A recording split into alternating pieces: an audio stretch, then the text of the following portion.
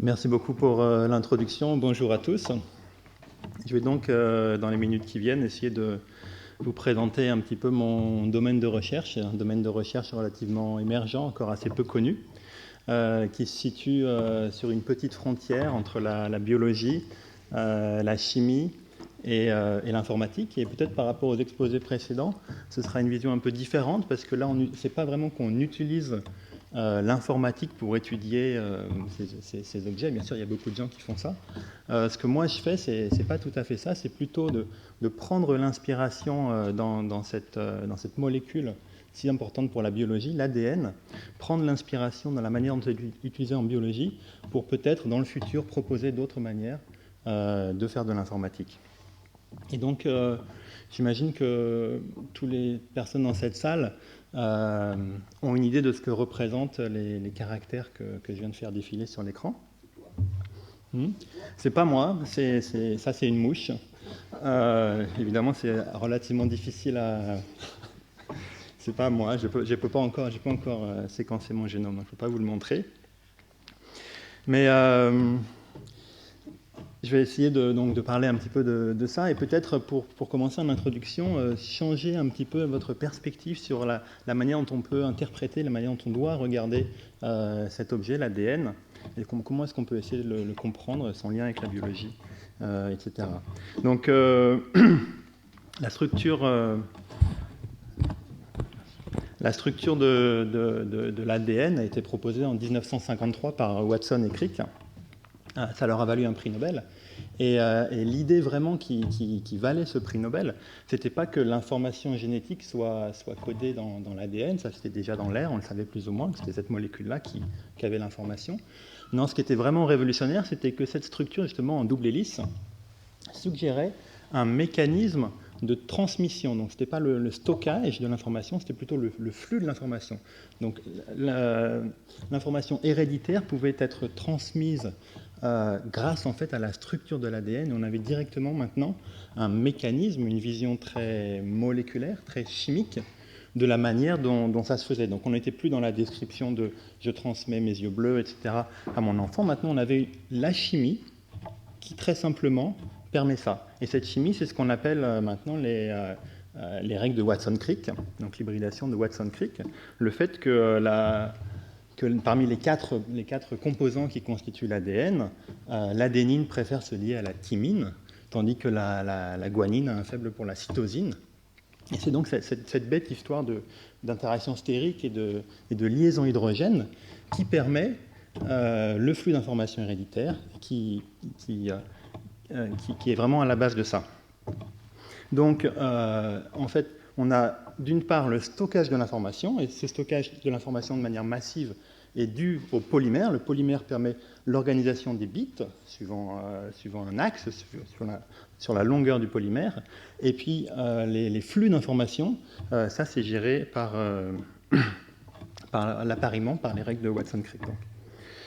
Voici une autre chaîne de caractères, et j'imagine encore une fois que tout le monde a une idée de ce que ça peut représenter. On en a déjà vu des exemples dans les exposés ce matin.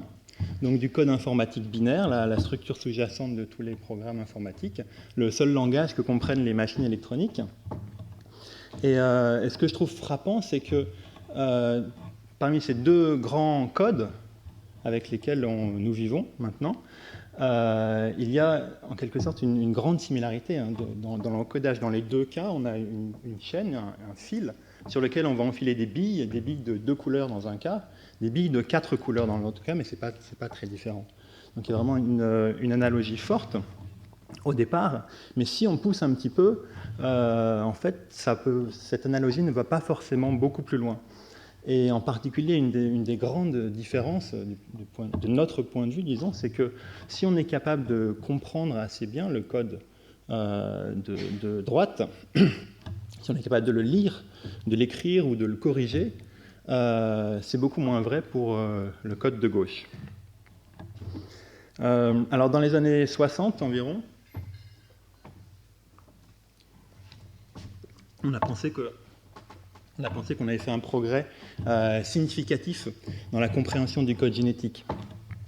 Et c'était la découverte de cette la découverte de ce tableau, le tableau de la traduction du code génétique en... Pardon. Excusez-moi.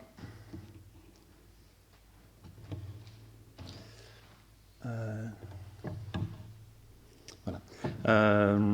Dans donc la découverte de ce tableau qui permet de traduire le code génétique en séquences de protéines. Et les protéines dans nos cellules, c'est ce qui fait la physique de nos cellules, c'est ce qui fait la chimie de nos cellules, la catalyse, ce sont les enzymes. Et donc, on a pensé que globalement, on avait à peu près compris ce qui était codé dans l'information génétique.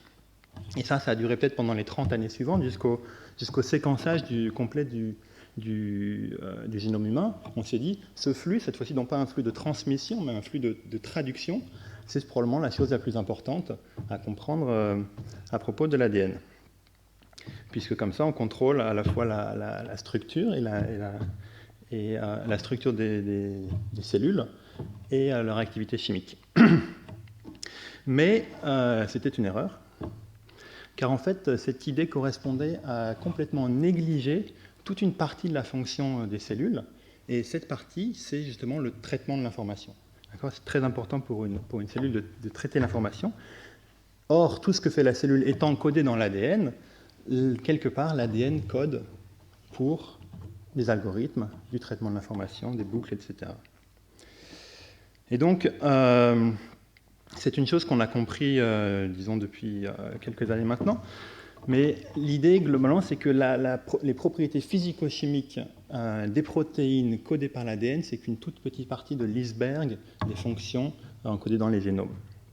D'accord ? Le reste, c'est ce qu'on appelle globalement la régulation, c'est-à-dire la manière dont les différents composants des cellules vont s'influencer les uns les autres pour former en fait des sortes d'énormes réseaux de régulation où chaque protéine, chaque molécule de la cellule va finalement affecter la manière dont va fonctionner, la manière dont va être produite, la manière dont va être détruite un certain nombre d'autres composants de la cellule.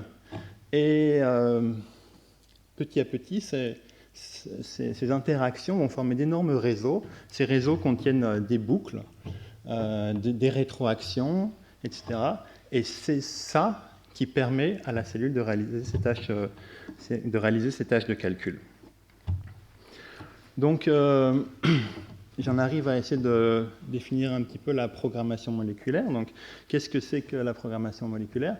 Eh bien, l'idée, c'est de dire que puisque la nature a créé un langage de programmation qui est assez puissant, assez expressif, en tout cas pour supporter la vie, donc c'est déjà pas mal, alors il est probablement possible, il est probablement intéressant aussi d'essayer, nous aussi, de définir des langages de programmation qui soient moléculaires. D'accord ? Donc on va utiliser le codage de l'information dans la séquence de polymères. Ce sera le premier grand concept. Et cette information doit être interprétée par une machinerie moléculaire, donc interprétée par des molécules, de manière à créer un réseau de réactions. Et ce réseau de réactions, ce sera l'algorithme. Donc les motivations de ce genre de travail sont doubles. D'une part, c'est un peu l'idée d'apprendre en faisant, ou la citation de Feynman, ce que je ne peux pas créer, je ne le comprends pas très bien. On se dit que si nous aussi, on peut définir des langages de programmation qui utilisent un peu les mêmes mécanismes, ou en tout cas les mêmes concepts que celui de la vie, alors on pourra peut-être mieux la comprendre. Et la deuxième motivation est plus technologique. On se dit que ces ordinateurs moléculaires, ces algorithmes moléculaires, pourraient nous permettre d'interagir de manière plus fine, de manière plus délicate, de manière plus intelligente avec le monde qui nous entoure. Donc mon groupe développe un de ces langages artificiels de programmation moléculaire qui s'appelle la Penn Toolbox, ainsi que le hardware associé. C'est-à-dire donc la chimie qui va permettre d'interpréter l'information codée sur les morceaux d'ADN synthétique qu'on va lui donner. Et nous travaillons en particulier sur la définition d'une machine universelle, c'est-à-dire un moyen générique qui va pouvoir interpréter toute une série de différentes instructions et à chaque fois implémenter l'algorithme correspondant. Donc bien sûr, ce qu'on va essayer de fabriquer, ce ne sont pas ces énormes réseaux, comme j'ai présenté tout à l'heure, qui définissent les fonctions cellulaires. On va plutôt essayer de faire des réseaux à notre portée pour l'instant, donc des petits réseaux qu'on peut voir un petit peu comme des exercices ou des preuves de concept. Donc là, je vais parler un petit peu de chimie, c'est des fois un petit peu difficile, mais on va faire ça assez rapidement et assez simplement. Donc voilà un petit peu le type de réaction qu'on manipule. Donc encore une fois, mon travail est tout à fait expérimental, c'est-à-dire que tous les concepts qu'on propose, on les réalise véritablement dans des tubes à essai. Et donc le type de réaction qu'on utilise, c'est ça. C'est basé sur des enzymes ici. Vous voyez 3 enzymes qui travaillent sur des brins d'ADN. Alors typiquement, on représente les brins d'ADN comme ces petites flèches là. Donc ce n'est pas forcément nécessaire de comprendre l'ensemble des détails pour suivre cet exposé. Ce que je veux juste vous faire remarquer, c'est qu'on peut en fait découper cette diapositive en sous-blocs. Ce bloc des enzymes, en fait, qui sont tout à fait généralistes, elles seront toujours là, toujours présentes. Donc ce sera en quelque sorte le hardware, la machinerie. Et ce hardware va être utilisé pour faire tourner l'équivalent d'un software. Donc là, ce seront des petits morceaux d'ADN. On parle d'ADN synthétique, qui a été synthétisé par une machine, commandée sur Internet. Et vous voyez par exemple que cette enzyme ici, une polymérase, va commencer à travailler, à lire un morceau du software. Et elle va fabriquer, vous voyez, elle va étendre l'autre brin de l'ADN suivant ce software. Donc vraiment, la fonction de la machinerie est forcée et dirigée par le software d'ADN qu'on a introduit. Et le résultat de cette réaction, c'est de fabriquer donc ce qu'on va, si on continue l'analogie, appeler du data. Donc ici, là, ces petits brins, tout petits brins d'ADN, donc qui ne font pas partie du software, donc ils sont vraiment produits et dégradés au cours de la réaction de manière continue, un peu comme un flux d'électrons, un flux d'informations dans un processeur. Et ces petits signaux-là, les data, peuvent soit servir d'input à la machinerie et donc diriger la création d'autres morceaux de data. Et donc c'est comme ça qu'on va pouvoir en fait réaliser des réseaux, de certaines topologies et obtenir certaines fonctions. Donc je pense que ce sera peut-être un peu plus clair si je prends un exemple. Donc l'exemple qu'on a pris, le réseau qu'on va implémenter n'est pas issu de la biologie cellulaire, on l'a pris dans les écosystèmes. Et vous avez peut-être déjà entendu parler des annales des sociétés de chasse et de pêche. C'est souvent très intéressant parce qu'ils gardent l'enregistrement du nombre de prises au cours de très longues périodes, et ça permet d'avoir une idée en fait de l'évolution des populations animales. Il y a par exemple une société de trappes et de fourrures qui s'appelle la Société de trappes du Saint-Laurent, je crois, quelque chose comme ça, qui a un enregistrement qui court de 1840 à 1930 sur les prises de lynx et de lièvres des neiges autour de la baie d'Hudson. Et ce qui est particulièrement intéressant avec cet enregistrement, c'est qu'on s'aperçoit que les populations de lièvres et aussi les populations de lynx oscillent très fortement, et toutes les deux en synchronie, environ tous les, à peu près, la période est une dizaine d'années, une dizaine d'années, les deux populations s'effondrent complètement, et quelques années plus tard, ça reprend, on retrouve à nouveau beaucoup de lièvres, puis beaucoup de lynx, et après, ensuite on a à nouveau un effondrement, etc., etc. Et donc ça peut paraître un peu surprenant, on n'est pas forcément habitué à ce genre de phénomène, mais ça s'explique très bien en considérant un petit réseau d'interactions qui lie la proie, le lièvre, à son prédateur, le lynx. Et quand on représente ce type de réseau de cette manière-là, les flèches indiquent les interactions d'activation en quelque sorte, c'est-à-dire qu'une flèche comme ceci montre que la proie a tendance à activer sa propre production. Il se trouve que les lapins ont tendance à faire des bébés lapins, plus de petits lapins. Et donc, quand on initialise le système au départ, on va avoir quelques lièvres et quelques renards. Donc la population comme on a une activation, la population de lièvres va augmenter. Ce que voyant les prédateurs vont trouver l'environnement favorable, leur population va aussi augmenter. Ils vont finir par consommer tous les lièvres qui étaient disponibles, mourir de faim, et leur population va s'effondrer. Après qu'ils aient effondré la population des lièvres, la population des prédateurs va s'effondrer aussi, et donc on se retrouve au début d'un cycle, et les quelques survivants des deux espèces vont pouvoir recommencer à faire un pic. Alors, ce qui est intéressant dans ces représentations de réseaux, c'est que la fonction, la dynamique de ces réseaux ne dépend pas du tout de leur implémentation. On aura des systèmes qui vont osciller, si l'on parle de lièvres et de lynx, mais aussi si on parle de loups et de caribous, ou de plancton carnivore contre du plancton herbivore, ou encore, tout à l'heure, on parlait de cycles dans l'histoire de l'art, ou même des enfants qui jouent aux billes, à condition qu'ils appliquent exactement les règles du jeu proie-prédateur. Donc ce qu'on s'est dit, c'est que ce serait intéressant pour nous de démontrer le premier système moléculaire qui implémente exactement ce petit bout d'algorithme, ce petit réseau. Et donc on a, étant donné qu'on avait déjà la machine que j'ai présentée tout à l'heure, on a cherché quelle serait la séquence du morceau d'ADN qui va dire à notre machinerie composée de 3 enzymes de devenir un réseau prédateur-proie. Et il se trouve que la réponse à cette question, c'est ce morceau d'ADN. Donc c'est une réponse qui, à défaut d'être simple, est en tout cas courte. Donc on a seulement 2 fois 10 bases d'ADN. Je dis 2 fois parce qu'en fait, les deux bouts là se répètent. C'est 2 morceaux à coller.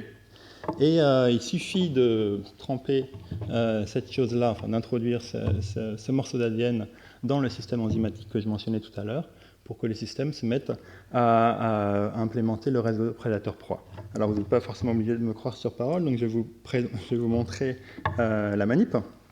Donc ici, ce qu'on a fait, c'est qu'on a créé un tableau de gouttes. La distance caractéristique, c'est-à-dire la taille de chacun de ces objets, c'est quelques dizaines de microns. Okay. Et on peut les considérer, c'est une émulsion en fait, mais on peut les considérer comme plein de petits compartiments isolés.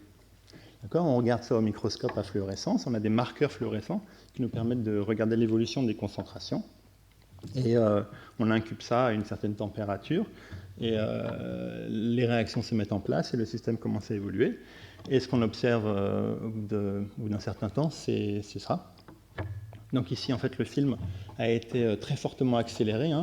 La période réelle de ce qui se passe dans chacune de ces gouttes, c'est plutôt entre 1 heure et 2 heures. Mais vous apercevez qu'il y a effectivement chacune des petites gouttes qui contient le programme moléculaire qu'on y a introduit, voit ses concentrations effectivement osciller comme un yo-yo. Et on peut prouver, en regardant d'un peu plus près, que c'est effectivement le réseau prédateur-proie qui est responsable de ces oscillations. Alors on peut faire une autre... Donc ici on a mis les réactions dans des tout petits compartiments, seulement quelques picolitres. Mais on peut faire d'autres types d'expériences avec ce même programme.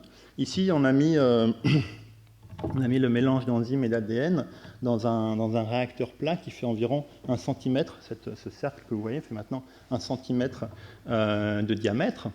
Et donc on se retrouve en fait avec un écosystème maintenant qui est grand. On n'a plus un écosystème qui est tout petit, bien mélangé dans un petit compartiment. C'est comme si on avait une île spatialement étendue et donc une interaction prédateur-proie qui se développe sur cette île.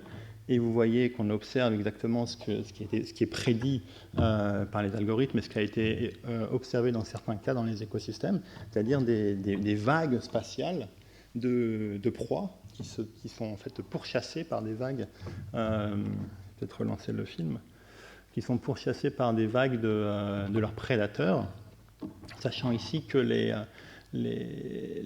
proies, vous voyez ici, les proies sont en orange et les prédateurs apparaissent en vert.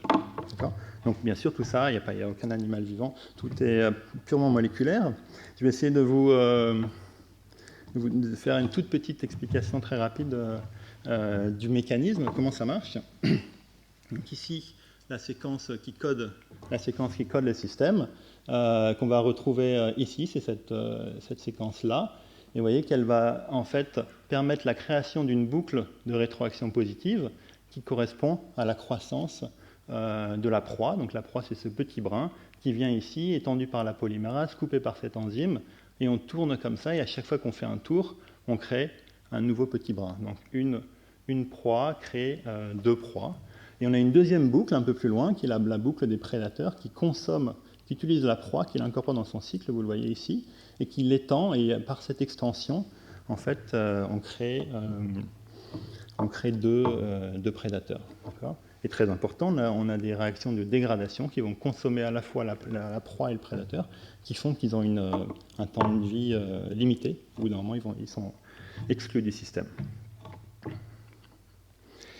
Donc, comme vous le voyez, hein, le codage de ce genre de système est relativement rationnel, mais il est aussi parfois un petit peu contre-intuitif. Hein. C'est pas forcément évident, en partant du problème prédateur-proie, d'arriver sur cette séquence. Même pour des petits systèmes. Donc, je pense que c'est encore plus vrai pour des gros systèmes comme les génomes. Mais on a aussi, par rapport peut-être à l'informatique classique et au codage habituel, un problème un peu particulier, c'est qu'on doit gérer non seulement la séquence, donc l'information qui est codée dans la séquence, mais on doit aussi gérer tout un nombre de paramètres continus, qui sont les concentrations des molécules introduites dans ce genre de système. Et il se trouve que dans le cas de ces systèmes non linéaires, qui ont des comportements intéressants, des changements même très petits des paramètres continus du système peuvent complètement modifier le comportement. C'est ce qu'on appelle une bifurcation.